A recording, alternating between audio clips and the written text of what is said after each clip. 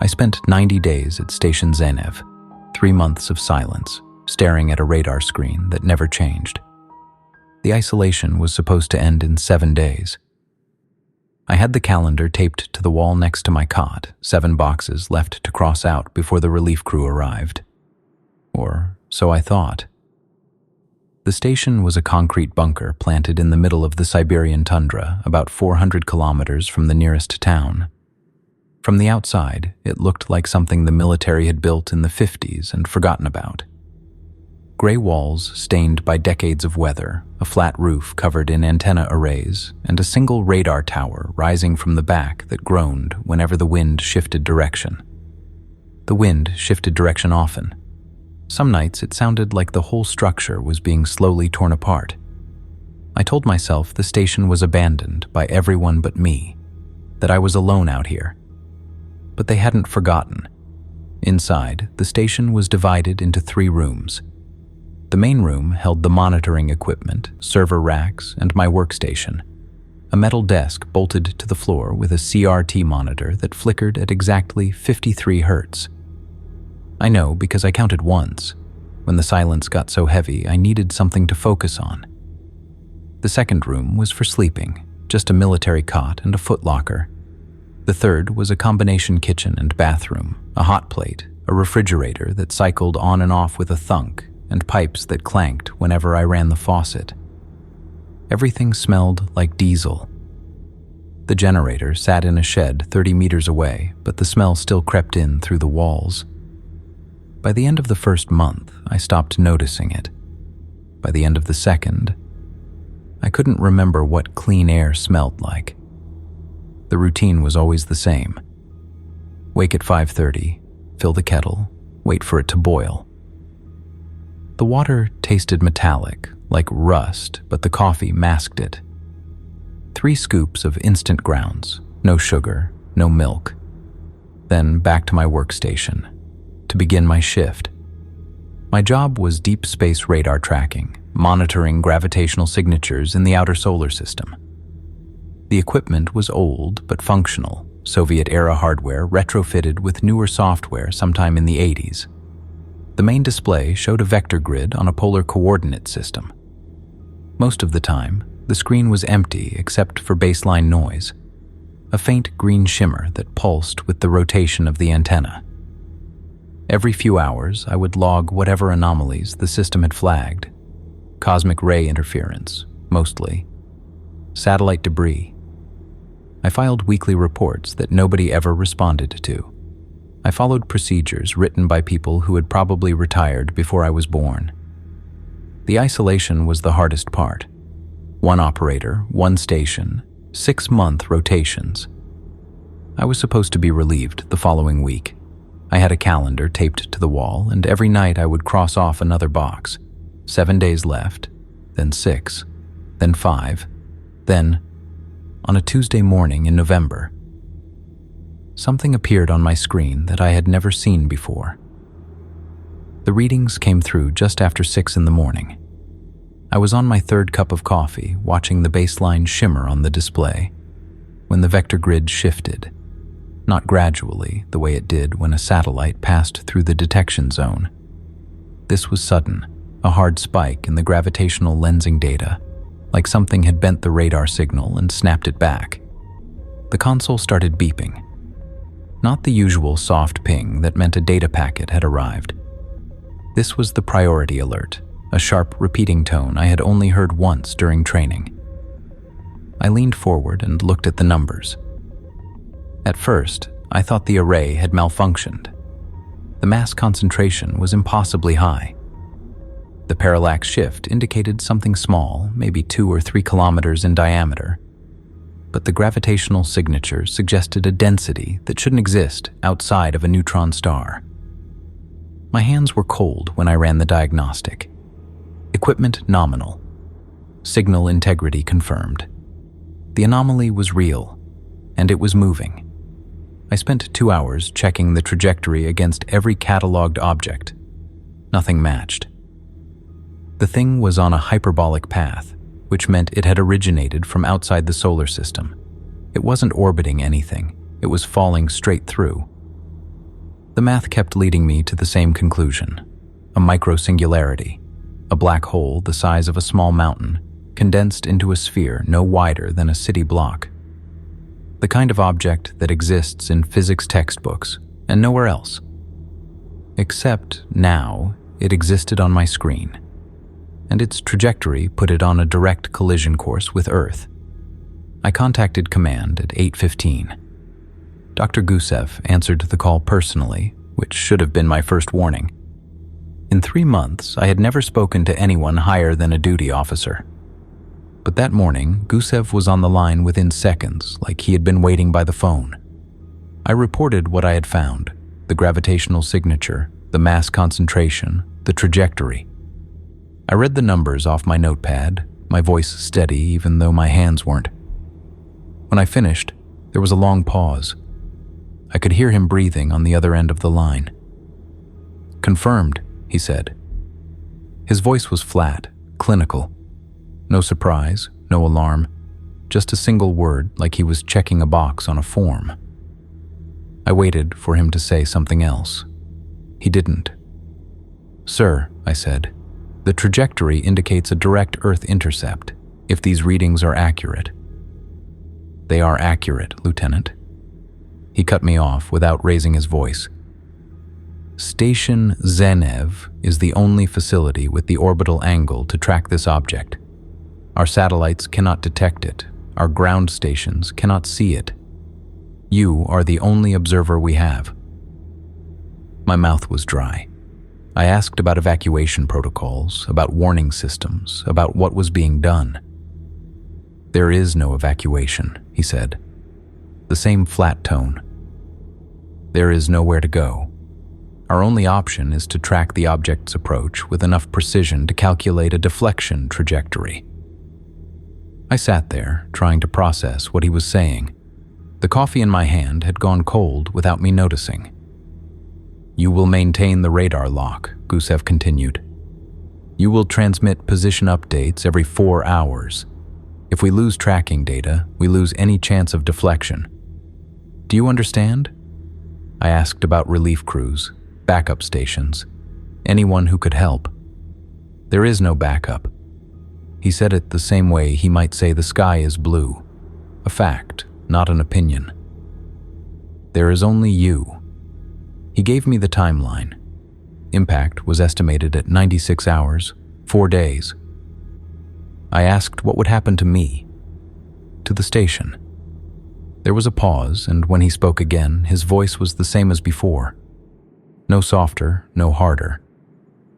"As the object approaches, you may experience some physical effects, disorientation, fatigue. This is expected." Another pause. "You will remain at your post regardless. Is that understood?" I told him I understood. I told him I would do my duty. After the call ended, I sat alone in the station for a long time. The console beeped softly every few seconds, confirming the tracking lock was still active. The numbers on the screen kept climbing, the gravitational signature growing stronger as the object fell toward us. 96 hours, 4 days. That was all the time the world had left. I thought about my mother back in Novosibirsk, the apartment where I grew up, the kitchen where she used to make tea on cold mornings, humming to herself while the kettle boiled. I thought about calling her, but I couldn't bring myself to pick up the phone. What would I say? How do you tell someone that everything they've ever known is about to end? So I sat there instead. The server racks hummed. The green light from the monitor cast shadows across my hands, and I watched the numbers climb, 1 decimal point at a time. That first night was the longest of my life. I made pot after pot of coffee until my hands trembled and my heart beat too fast in my chest. Every few hours, I transmitted my position update to command, reading the numbers into the microphone like a prayer. Gusev never responded. I didn't expect him to. At some point, I looked over at the calendar on the wall, the boxes I had been crossing off so carefully, counting down to my relief. It seemed absurd now. Childish. The replacement wasn't coming. Nobody was coming. There was only me and the screen and the thing that was falling through the dark toward everything I had ever loved. I didn't sleep that night. The numbers climbed, and I stayed.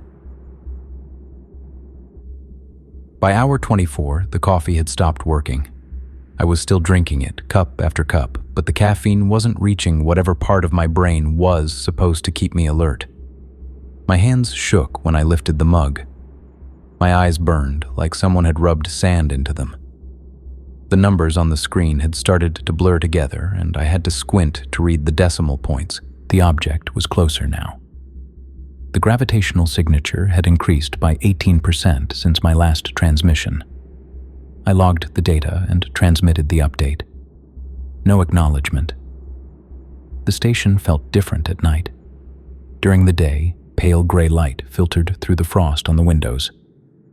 At night, the only illumination came from the equipment, the green glow of the monitor and the red standby lights on the server racks.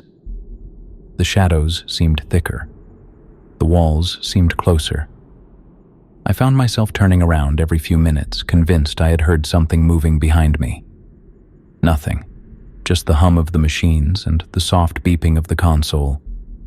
Hour 30. I made a mistake. I was adjusting the tracking array, compensating for a minor drift in the radar alignment, when my fingers slipped on the calibration dial.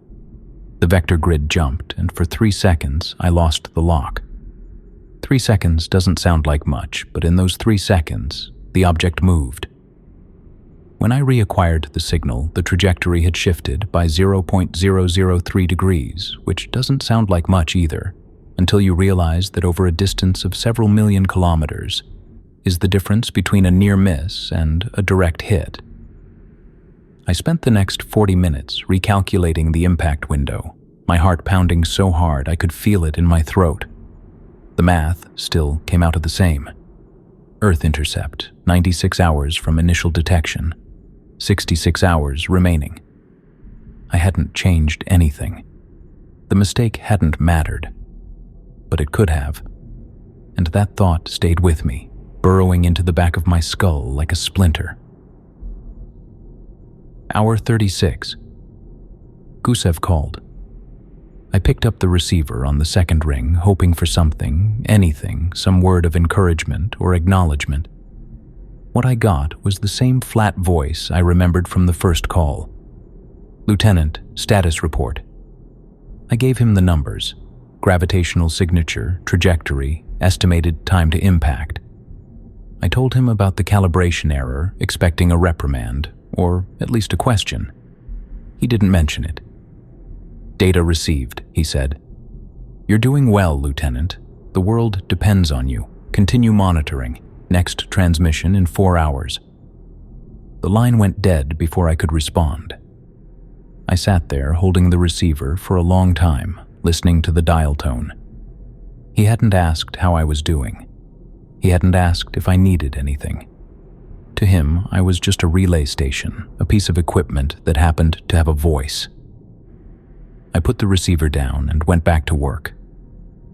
Hour 40. I stopped eating. It wasn't a conscious decision, I just forgot. The routine of making food, of chewing and swallowing, seemed impossibly complicated compared to the simple act of watching the screen. There was bread in the kitchen and some canned vegetables, but the thought of standing up and walking to the other room felt like climbing a mountain. So I stayed in my chair, and I watched the numbers, and I tried not to think about how hungry I was. The hallucinations started around hour 42. At first, I thought the wind was just louder than usual. It had been howling against the walls all night, a constant low moan that seemed to come from everywhere at once. But then I started hearing patterns in it. Rhythms, almost like words, muffled and distant, as if someone was trying to speak through the concrete. I knew it wasn't real, just my brain trying to make sense of random noise. But knowing didn't make it stop. I found myself straining to listen, trying to make out what the voices were saying, even though there were no voices. I started counting things to stay focused. The tiles on the ceiling, 47. The the screws holding the server racks to the wall, 112. I recited poems I had memorized in school, fragments of Pushkin and Lermontov, because the sound of my own voice was better than nothing. Hour 48. I called my mother. I don't know what made me finally pick up the phone. Maybe the exhaustion wearing down whatever wall I had built.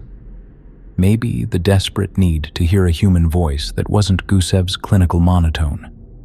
Or maybe I just couldn't stand the thought of dying without saying goodbye. She answered on the fourth ring. Her voice was hoarse, like she had been crying. Yuri? Yuri, is that you?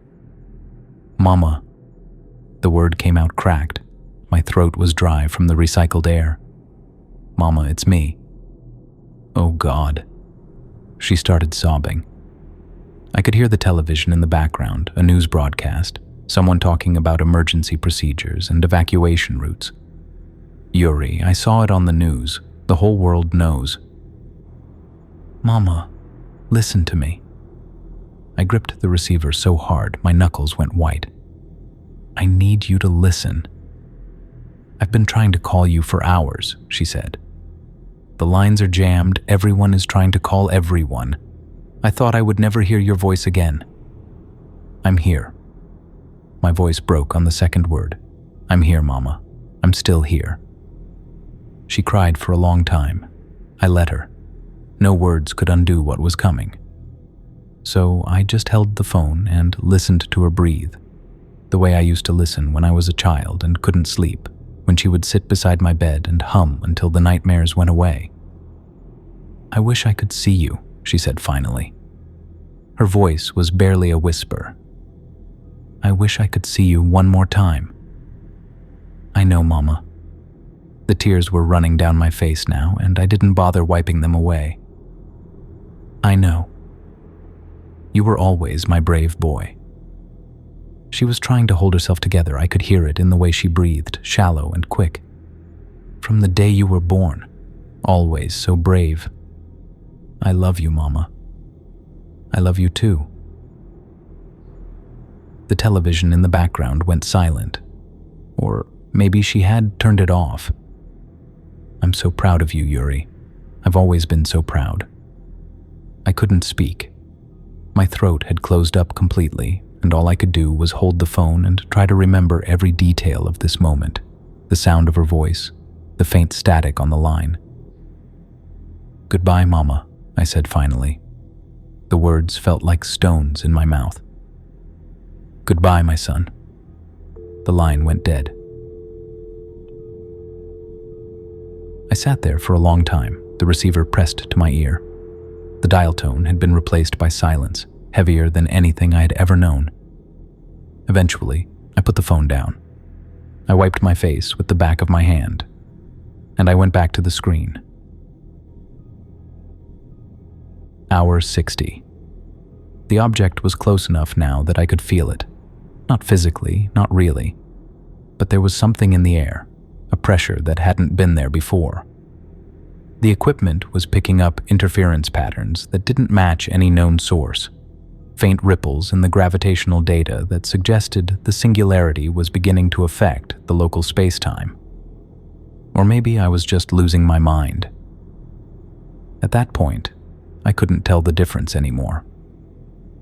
My hands trembled when I adjusted the tracking dial. My vision kept going gray at the edges, narrowing down to a tunnel with the monitor at the end. I hadn't slept in over 2 days. My body was failing, piece by piece. Only my mind kept me upright. The numbers kept climbing, the object kept falling. And I kept watching, because that was the only thing I knew how to do anymore. 36 hours left. I transmitted my position update. No response. Hour 84. 12 hours remaining. Gusev's voice crackled through the speaker, startling me awake. I hadn't realized I had closed my eyes. Lieutenant Kozhin, 12 hours remaining. A pause. Then, something I hadn't expected. You have done extraordinary work. Earth will remember you. It was the closest thing to warmth I had heard from him since this started. the closest thing to acknowledgement that I was a person and not just a relay station. I didn't respond. I turned back to the screen. The singularity was almost here. 4 hours left. I couldn't feel my hands anymore. They were still there, resting on the console, but the connection between my brain and my fingers had become unreliable. When I tried to adjust the tracking dial, my movements were clumsy and slow, like I was operating my body through a thick layer of fog. The numbers on the screen had stopped making sense. I understood them individually, the gravitational constant, the trajectory angle, the estimated time to intercept. But when I tried to put them together, they slipped away from me. I had to read each value 3 or 4 times before it stuck. The singularity was close now. Close enough that the radar was picking up secondary gravitational effects, tiny distortions in the signal that suggested the fabric of space-time itself was beginning to bend. Or maybe that was just the equipment failing. Or maybe I was hallucinating again. I couldn't tell anymore.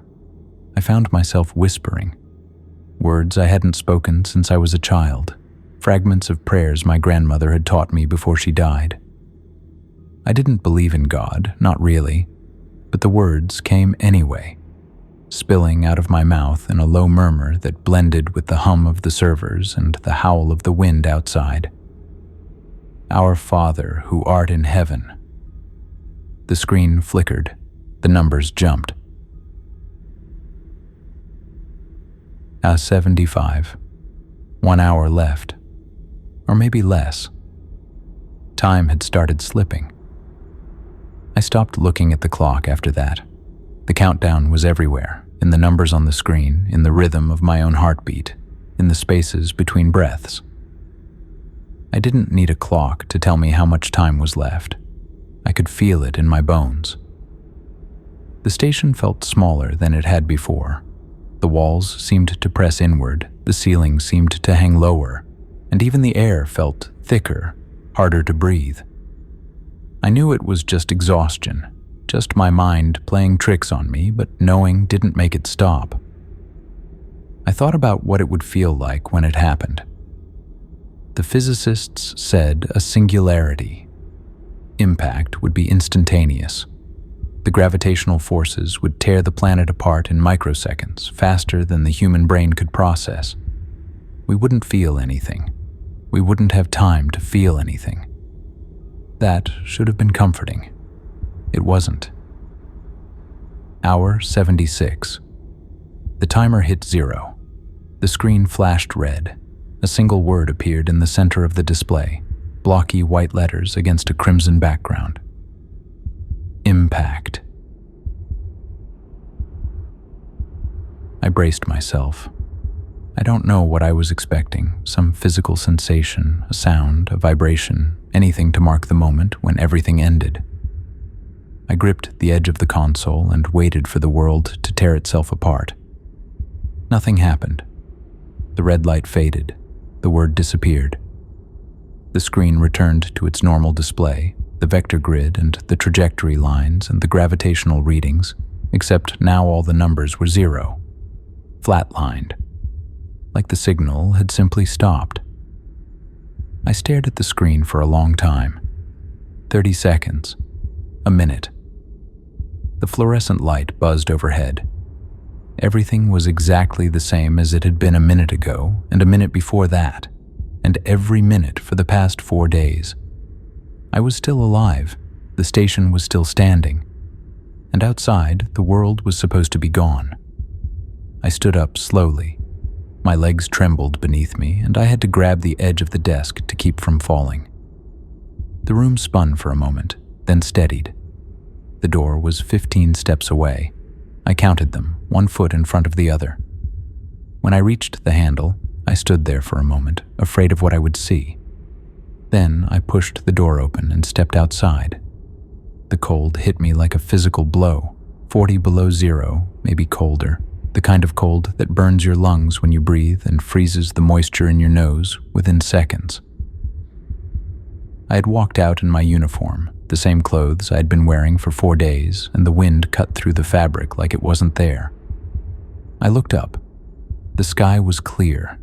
The stars were out, thousands of them, scattered across the blackness like spilled salt.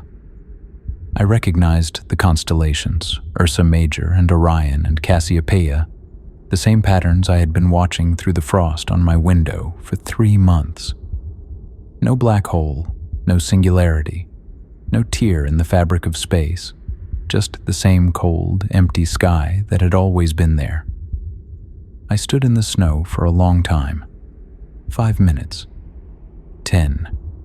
The cold seeped into my bones, but I didn't go back inside. I kept staring up, waiting for something to change. Nothing changed. And slowly, the reality of what I was seeing began to settle into my brain. The impact didn't happen. The singularity didn't arrive. Either I had made a catastrophic error in my calculations, or something was very, very wrong. I went back inside, hands shaking so badly I could barely close the door. The warmth hit me like a wave. I stumbled toward the phone. I dialed my mother's number, the same number I had called 2 days ago, the same number I had said goodbye on, believing it was the last time I would ever hear her voice. She answered on the first ring. "Hello, Yuri." Her voice was calm, steady. Not the voice of a woman who had just survived the end of the world. Not the voice of a woman who should be weeping with relief that her son was still alive. "Mama." My own voice came out cracked, barely a whisper. "Mama, what's happening? The impact didn't." "I know." 2 words, flat, emotionless, like she was reading from a card. The cold that went through me had nothing to do with the Siberian winter. "Mama, I don't understand. The readings, the trajectory, I watched it for 4 days. I saw it coming." "I'm sorry, Yuri." She cut me off. Her voice was the same, that terrible calm, that absence of anything human. I was part of it. It was all a lie. The words didn't make sense. I stood there, holding the phone, my mouth open, trying to form a response that wouldn't come. "Mama, what are you saying? I'm sorry." The same 2 words, the same flat tone. And then a click, and the line went dead. I stood in the middle of the station, the receiver pressed to my ear, listening to silence. My mother's voice, the same voice that had sobbed into the phone 2 days ago, that had told me she loved me, that had called me her brave boy. The same voice, except now there was nothing behind it. No tears, no fear, no love. Just words, recited like lines in a script. The phone eventually slipped from my fingers and clattered to the floor. I just stared at the wall, trying to understand what had just happened. And then I heard the sound of engines outside, vehicles approaching through the snow. Someone was coming. The door opened and the cold rushed in. 3 men in military winter gear stepped into the station, snow dusting the shoulders of their coats. They moved with the efficiency of soldiers, fanning out across the room, securing the space. None of them looked at me. None of them spoke. Behind them, a 4th figure entered. Dr. Gusev. He looked exactly the way I had imagined him. Mid-50s, gray hair cropped short, wire-rimmed glasses that caught the fluorescent light. He wore a heavy coat over a lab coat, clipboard in hand, pen clipped to the top. His face was calm, composed. He stopped a few feet away from me and looked me over the way a mechanic might examine a piece of equipment, checking for damage, assessing functionality. "Lieutenant Kozhin," he said. The same flat voice from the phone. "Please sit down. You look unwell." I didn't sit. I couldn't. My legs were locked in place, and my hands were shaking at my sides, and all I could do was stare at him while my brain tried to catch up with what was happening. "The singularity," I said. My voice came out thin and cracked. "I watched it for 4 days. I saw it coming." Gusev nodded, like I had said something expected. He made a note on his clipboard. "Yes," he said. "You did, and you performed admirably." "I don't understand." "No." He looked up from the clipboard. His eyes were gray, the same color as his hair, and there was nothing behind them. No warmth, no cruelty, no emotion at all. Just observation. "I imagine you don't. Allow me to explain." He gestured to one of the soldiers, who pulled a chair away from the wall and placed it behind me. I sat down without meaning to, my legs giving out beneath me. "The Event Horizon Protocol," Gusev said. Phase 1. Can a human subject be made to believe a completely fabricated extinction-level event through isolation and controlled information? He paused, watching my face. "The singularity was not real, Lieutenant. The readings you monitored were generated by a program running on the servers behind you. Every number, every trajectory, every gravitational signature was designed by my team and fed directly to your console." I opened my mouth to speak, but nothing came out. All of it scripted. My mother. The words hit me like a punch to the stomach. "She was briefed beforehand," Gusev said. He said it the same way he might say the equipment was calibrated beforehand, a procedural note. "She understood her role, the emotional call you shared, the goodbye, the tears. She was following instructions." I thought about her voice on the phone, the sobbing, the way she had told me she loved me, all of it. A performance. "Why?" The question came out as a whisper. Gusev tilted his head slightly, like I had asked something mildly interesting. "Data," he said. "We needed to understand how a human subject responds to perceived extinction under conditions of complete isolation, whether they would maintain their duties, whether they would break." He made another note on his clipboard. "You were willing to die at your post, monitoring an imaginary threat because we controlled everything you saw and heard. Phase 1 is a success." The room was spinning. My lungs struggled to pull in enough air. The fluorescent light above me seemed too bright, and Gusev's voice seemed to come from very far away. "My body," I said. "I haven't slept in 4 days. I stopped eating. I thought I was dying." "Yes." Gusev nodded. "The physical deterioration was anticipated. Acceptable parameters." Acceptable parameters. I had destroyed my own body, pushed myself to the edge of collapse, and to him it was just a data point, a number on a clipboard. "You used me," I said. The words felt hollow in my mouth. "We studied you," Gusev corrected. "There is a difference." I tried to stand up. I don't know why. Maybe I wanted to hit him or grab him or just get out of that room and away from his flat voice and his gray eyes. But my legs wouldn't hold me. I made it halfway up before everything gave out and I collapsed onto the floor. The concrete was cold against my cheek. I lay there staring at the base of the server rack, watching the dust drift in the gap between the metal and the floor. One of the soldiers moved toward me, but Gusev held up a hand. "Leave him," he said. "Document the response." I heard the scratch of pen on paper. He was taking notes. I was lying on the floor of a station I had almost died in, and he was taking notes. "Phase 2 begins now," Gusev said. His voice was still calm, still flat, still completely devoid of anything human. "Lieutenant Kojin, you have demonstrated exceptional compliance under fabricated stress. The next stage of the protocol will examine how a subject responds to indefinite isolation once they are aware that the original scenario was false." The words entered my ears, but they wouldn't arrange themselves into meaning. "In simple terms," Gusev continued, "you will be placed in a controlled environment, no communication, no information. You will know that everything you experienced was a lie, and we will observe how that knowledge affects you over time." 2 soldiers stepped forward. They grabbed me under the arms and lifted me to my feet. I didn't resist. I didn't have the strength to resist. "How long?" I asked.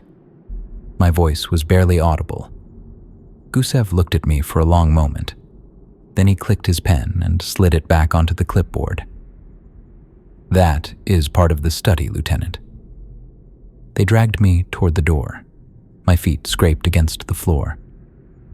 As we passed through the doorway, I looked back at the station one last time. The console, the cot, the phone where I had said goodbye to my mother. None of it had been real. All of it was a script, and I had played my part exactly the way they wanted. The cold hit me again as they pulled me outside. Vehicles waiting, dark shapes against the snow. They pushed me inside one of them. The last thing I saw before the door closed was Gusev standing in the doorway of the station, writing something on his clipboard. He didn't look up. He had already moved on to the next data point. The vehicle had no windows. I lay on a metal bench bolted to the floor, my cheek pressed against the cold surface, watching the ceiling vibrate. No landmarks, no signs, no way to tell where we were going. Just the hum of tires on pavement, then gravel, then something rougher that rattled my teeth. I drifted in and out of consciousness. Not sleep exactly, more like my brain shutting down in pieces. Each time I surfaced, nothing had changed. The same metal ceiling, the same two soldiers sitting across from me, their faces blank. At some point, the vehicle stopped. The doors opened and cold air rushed in, but it wasn't the same cold as the tundra. This was different. Stale. Recycled. The kind of cold you find underground. They pulled me out of the vehicle and stood me upright. My legs buckled and one of the soldiers caught me under the arm, holding me up like a piece of furniture that wouldn't stay in place. We were in a loading bay, concrete walls, concrete floor, concrete ceiling. No signs anywhere, no labels on the doors, just gray concrete stretching in every direction. They walked me down a corridor. My feet dragged against the floor. We passed door after door, all identical, all unmarked. I didn't see anyone else, just the three of us moving through a building that felt like it had been designed to be forgotten. We stopped in front of a door that looked exactly like all the others. Gusev was already there, waiting. He must have taken a different route, or maybe there was more than one vehicle. It didn't matter. He stood beside the door with his clipboard, his pen, his gray eyes that looked at me like I was a specimen in a jar. "This is your accommodation, Lieutenant," he said. The word accommodation came out of his mouth like it was clinical terminology, not a description of where I would live. "You will be fed 3 times per day. You will be monitored. Beyond that, I cannot tell you anything about the conditions of your stay." He opened the door. The room was small, maybe 10 feet by 10 feet. The walls were bare concrete, unpainted, with hairline cracks running through them like veins. A metal cot in one corner, bolted to the floor, with a thin mattress. In the opposite corner, a steel toilet with no seat, no sink, no mirror. The only light came from a single bulb mounted in the center of the ceiling, protected by a wire cage. It buzzed faintly, a low electrical hum that seemed to fill the entire space. There was no switch. No way to turn it off. I stepped inside. The air was cold and still, like the room had been sealed for a long time. It smelled like concrete dust and something else, something faintly metallic, like old blood or rust. Then I saw the scratches. They were on the wall beside the cot, close to the floor, like someone had carved them while lying down. Short vertical lines grouped in sets of 5, the kind of marks people make when they're counting days. There were dozens of them, maybe hundreds, scratched into the concrete with something sharp. A fingernail, maybe, or the edge of a belt buckle. Someone had been here before me. Someone had counted the days. I turned to look at Gusev. He was standing in the doorway, watching me examine the room, his pen poised over the clipboard. "How long?" I asked. The words came out hoarse, barely louder than the buzzing of the light. Gusev looked at me for a long moment. His expression didn't change. His eyes didn't soften. "That's part of the test, Lieutenant." He stepped back. The door began to close, heavy steel moving on silent hinges. I watched the gap narrow, watched the light from the corridor shrink to a sliver. "Wait," I said. I don't know why I said it. Nothing would change what was happening. Gusev paused. The door stopped moving, still open, just a few inches. "Your mother wanted me to tell you something," he said. His voice was the same as always, flat and clinical, like he was reading data off a chart. "She said she hopes you understand. She said it was for the greater good." The door closed. The bolt slid home with a sound like a gunshot. Footsteps moved away, growing fainter. I stood in the center of the room for a long time. There was no way to measure time in here, just the light that never changed and the walls that never moved. Eventually, my legs gave out and I sat down on the cot. The mattress was thin, barely more than a pad, and I could feel the metal frame pressing through it. The wool blanket was rough against my fingers. I looked at the scratches on the wall, all those marks, all those days. Whoever had made them was gone now. Maybe they were in another cell somewhere, still counting. Maybe they were dead. Maybe they had simply stopped counting and the scratches were all that was left of them. I thought about my mother. I tried to remember her voice, the real voice, the one from before the protocol. The way she used to hum when she made tea. The way she used to call me her brave boy when I was small, before I knew what the world was really like. But when I tried to hear her voice in my head, all I could hear was the flat, emotionless tone from the phone call. The apology that wasn't an apology. The words that sounded like they had been written by someone else and handed to her on a card. I didn't know which voice was real anymore. Maybe neither of them was.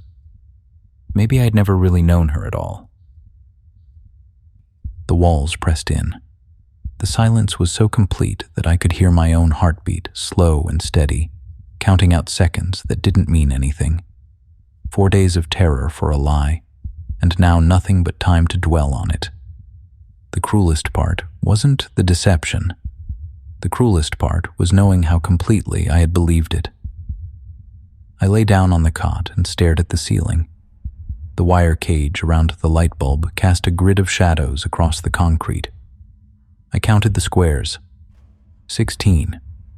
Then, I counted them again. Still 16. I didn't know if anyone would ever open that door again. I didn't know if this was a week or a month or the rest of my life. All I knew was that I was alone and I was awake, and I had nothing but time to think about everything I had lost. And I waited. The waiting days passed, or what I assumed were days. There was no way to know for certain. The light never turned off. The silence never changed.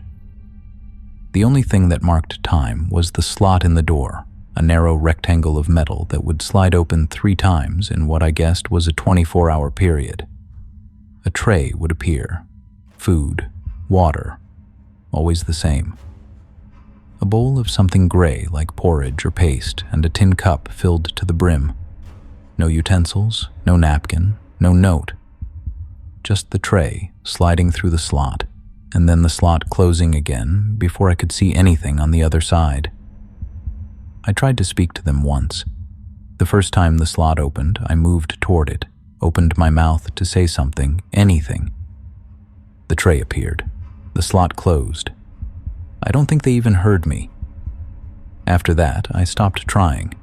I counted the meals instead. 3 trays meant 1 day. That was the system.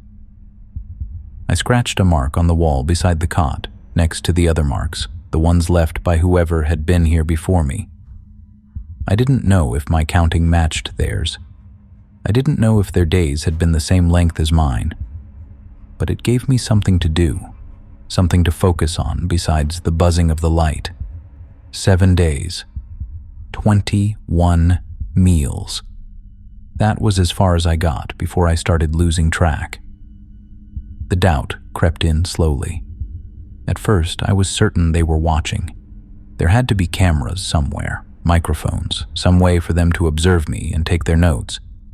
That was the point of Phase 2, wasn't it? To study how I responded to isolation once I knew the truth. So I behaved. I sat on the cot. I ate the food. I waited for something to happen, some sign that the test was progressing, that it would eventually end. Nothing happened. The slot opened. The slot closed. The light buzzed.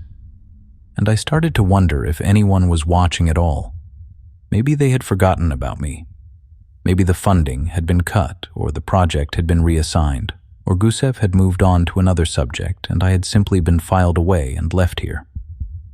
Maybe the trays were automated, a machine loading food onto a conveyor belt somewhere, and no one even knew I was still alive. The uncertainty was worse than the isolation. If they were watching, then this was still a test, and tests eventually end. But if they weren't watching, then there was no end. There was only this, the room, the light, the slot, forever. I thought about my mother. I tried to hold on to those memories, the feeling of her hand on my forehead when I was sick, the way she smiled when I told her I had been accepted into the military academy. But the more I thought about it, the less certain I became. Had any of it been real? Had she always been part of the program, grooming me from childhood for a test I didn't know I was taking? Had every kind word, every bedtime story, every moment of warmth between us been a data point in someone's file? I didn't know. I couldn't know. And that not knowing sat in my chest like a stone, pressing down until there was nothing else. I developed a routine. Not because I wanted to, but because the alternative was worse. I would wake up and lie on the cot, staring at the wire cage around the light bulb, then pace the room. 10 steps from wall to wall, 10 steps back. I would count them out loud sometimes, just to hear a voice. I would eat when the tray appeared, sit on the floor and trace the cracks in the concrete with my finger, memorizing their shapes. Sometimes I would talk to myself, recite the same fragments of poetry I had whispered at Station Zenev, Pushkin, and Lermontov. Tell myself stories from books I had read. Anything to fill the silence. The light never turned off. I would close my eyes, but the buzzing was always there, drilling into my skull. No darkness in this place, no rest, no escape. I lost count of the days eventually. The marks on the wall kept growing, but I couldn't remember which ones were mine and which ones belonged to the person before me. The meals blurred together. The routine became automatic, something my body did without my mind being involved. I stopped talking to myself. There was nothing left to say. I stopped pacing. There was nowhere to go. I just sat, on the cot, on the floor, against the wall. It didn't matter. Every position felt the same. Every moment felt the same. The slot opened and closed, and I waited. I don't know how long I've been here now, weeks maybe, months. Time doesn't work the same way in this room. It stretches and compresses until a minute feels like an hour and an hour feels like nothing at all. I still look at the door sometimes, the slot where the food comes through, the heavy bolt on the other side. I wonder if it will ever open again. If someone will come for me someday and tell me the test is over. Or maybe this is it. Maybe this is how it ends. Not with an impact, not with a black hole swallowing the world, but with a man sitting in a box waiting for a door that never opens. I'm sitting against the wall now, my back pressed to the cold concrete, my eyes on the door. The light flickers above me. The silence presses in, and I wait.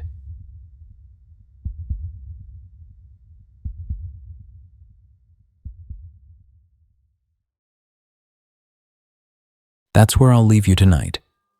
I'm Rex, and I'm glad you're here. If you want to keep this going and officially join the Nocturnal crew, subscribe and turn on notifications. I've got plenty more stories to share with you. I read every comment, so don't be shy. Stay safe, and I'll see you soon. Same time, same place.